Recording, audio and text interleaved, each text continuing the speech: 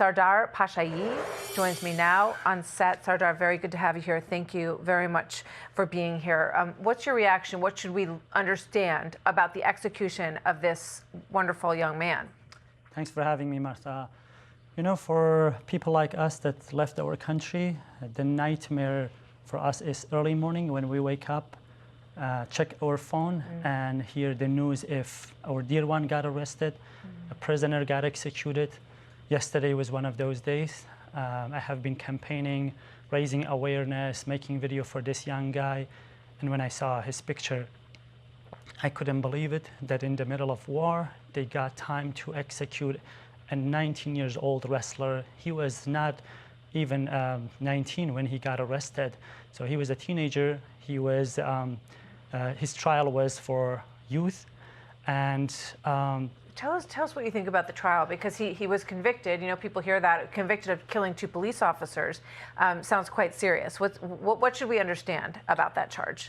I think with this system, Iranian people never believe this judiciary system.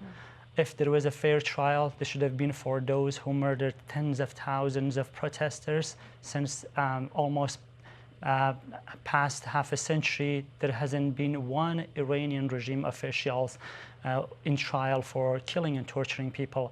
So nobody believed that, but Saleh was 19. I was 19 years old when I got gold medal. In that age, you're thinking about getting gold medal in Olympic Games, but they tortured him, executed him, and my heart is aching for him.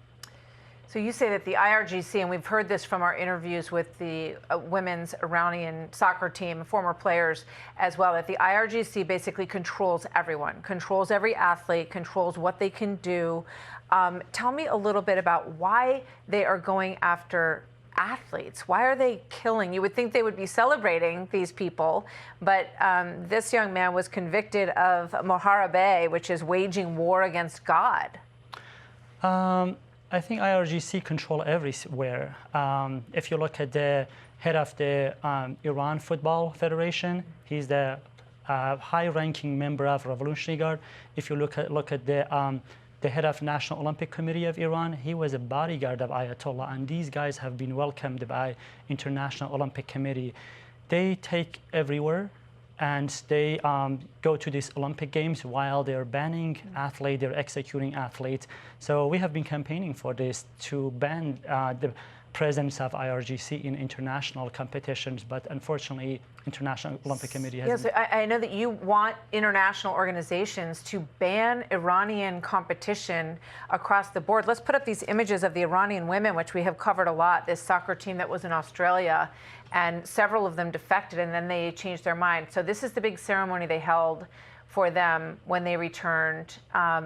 Several of them wanted to defect, and the IRGC woman who reportedly was with them kind of changed their minds, and they were told that their families were being tortured, according to the reports, or that they were being held hostage. What do you see on the faces of these young women when you look at this? I had no doubt when these young girls go back, they're going to be welcomed with flowers in the airport to tell the world that we have our girls.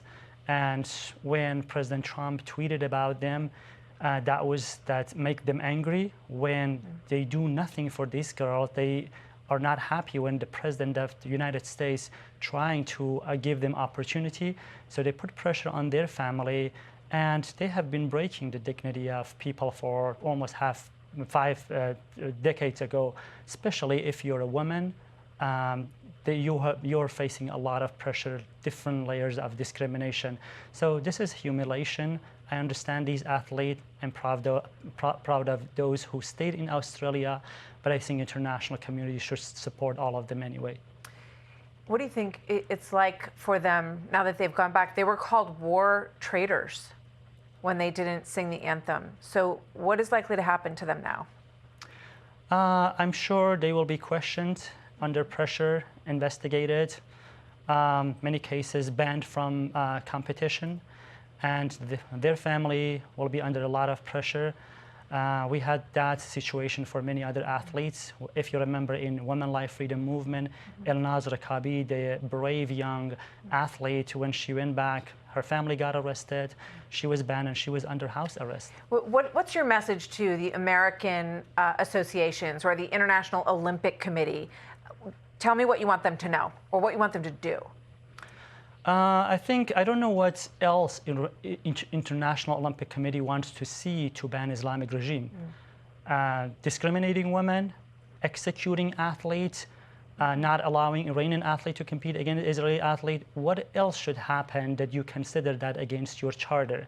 That you have been appeasing a regime that banned 40 million of women from many sports like gymnastics, wrestling, swimming. So I think it's very irresponsible that they haven't done anything.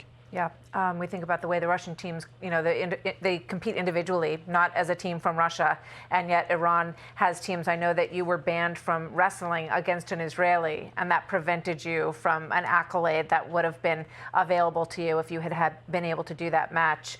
Sardar, thank you very much. Sardar Pashaei, thank you. Pashaei, thank you so much. Thanks for Sardar, having me. very good to have you here. Hey, it's Will Kane. Click here to subscribe to the Fox News channel on YouTube. It's the best way to get our latest interviews and highlights. And click to subscribe to the Will Kane podcast for full episodes right now.